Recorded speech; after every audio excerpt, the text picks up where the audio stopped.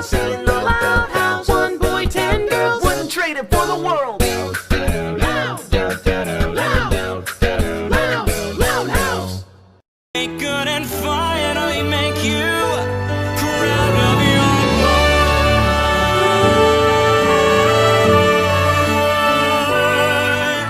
boy. Hey out there, Loud House Critic once again.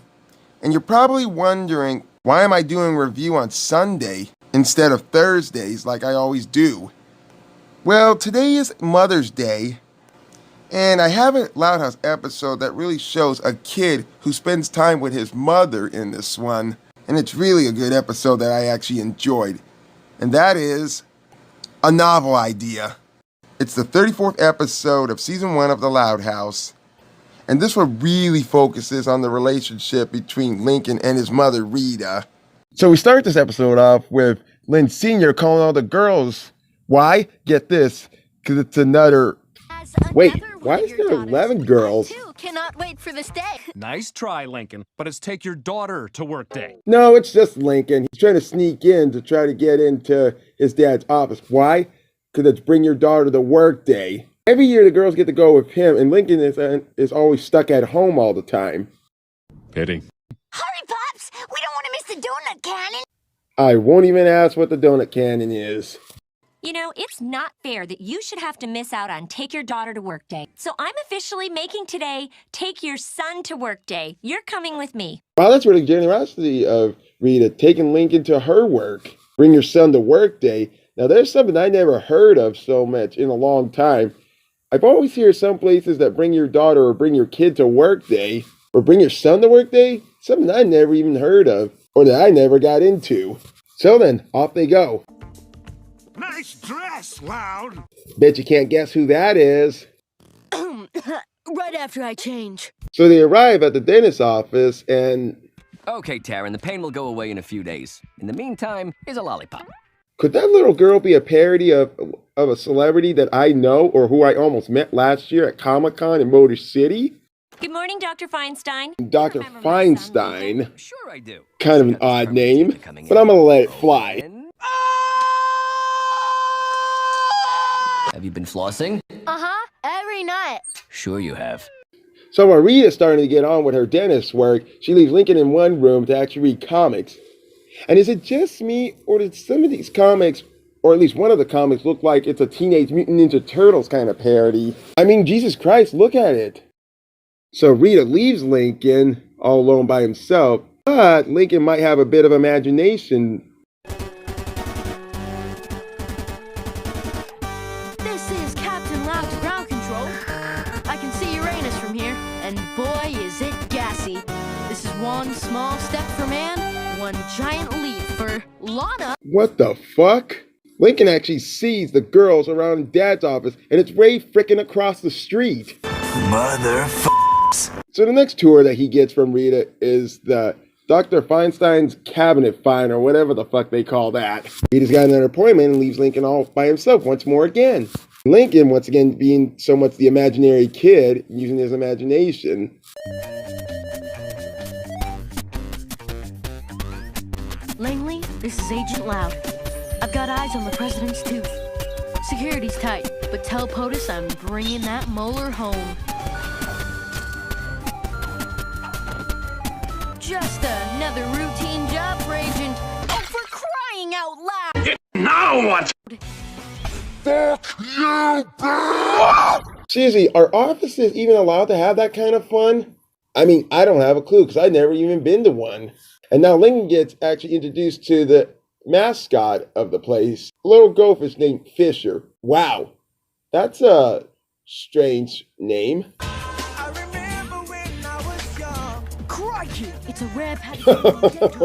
This kid could be the next Steve Irwin in line. Careful feeding him or it's bye-bye Pinky.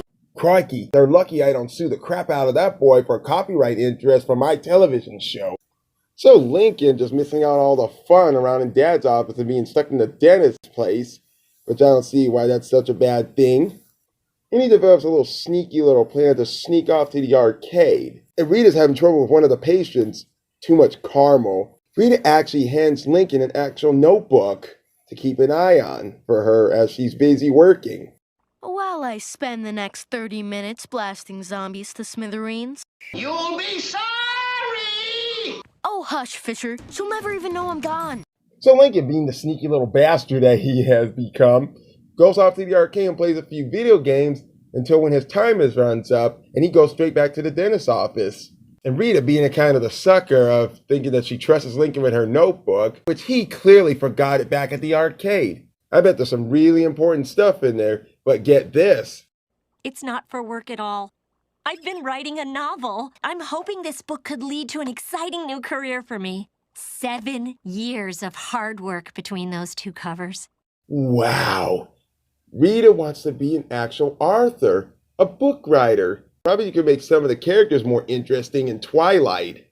Hey, thanks for being such a good sport today. How about after work we go to the arcade next to Dad's office? Damn, Lincoln. You're really fucked. Yeah, I know I messed up, but I'm gonna get it back. Well, this should be good.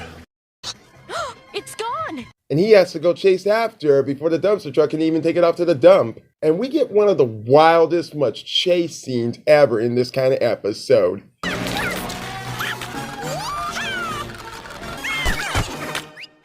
And Jesus fuck, what kind of moron would actually eat a notebook?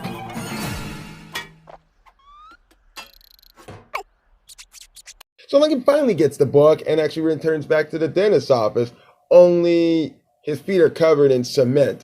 You know, that kind of reminds me of a Pluto cartoon. You know, one of those cartoons of Pluto gets the paper, and when he gets stuck in the cement, he tries to get his best to get it out as soon as he gets the newspaper. And at the end of the episode, he actually has cement on his feet. But Rita is standing there feeling upset about where he has been at. And yet, the novel is completely destroyed. And Lincoln has to make a confession. So I jumped into the cement pit and grabbed the notebook, but I guess it was too late. Lincoln, you lied to me. You snuck out and you ruined all my hard work. I'm really, really sorry, Mom. But you actually might have done me a favor. I did what now? Well, I was originally writing about a bored dental assistant who talks to her pet fish. Really? But honestly, it wasn't going anywhere. Yeah, that story's gonna suck. Why not have the frog kill the gerbil? But you've just given me a better idea. I'm gonna write about a fearless thrill seeker with white hair. Dr. Feinstein? No, silly. You. Wow, that's awesome. Wow, such a real heartfelt moment of that hug being embraced. A mother really loves her son, but so much nothing else matters. Now come on, let's go home. I can't wait to start writing. But there's one tiny little problem. Right, sorry. Better take a lollipop. This might pinch a bit. A pinch? Really? Why not just drill holes in my feet while you're at it? I feel like I'm Jesus all over again. So after almost that cruel dentist torture, Rita wonders how did Lincoln actually manage to chase down the garbage truck? And he has an idea of what can be even more fun. So far, the dad and the girls actually make it home before them. Shit, they missed all the excitement what Lincoln had to go through. Almost considering how much crap they put Lincoln through. I feel bad for them. I bet they literally had the boringest day ever. That's what you think. Ah! But you couldn't be more wrong. And you know, to be honest, I think Rita was better off with Lincoln than the girls. And Lincoln was better off with his mom than being in Dad's office. Nice horse, Loud. Hey, old man nutsack, zip it or I'll break your hip. So that was a novel idea, and that was really enjoyable. I loved the relationship between Lincoln and his mom. Even though Lincoln was supposed to look after a novel that she's been writing for 7 years and he messed it all up, but he somehow did her a favor and she still loves him.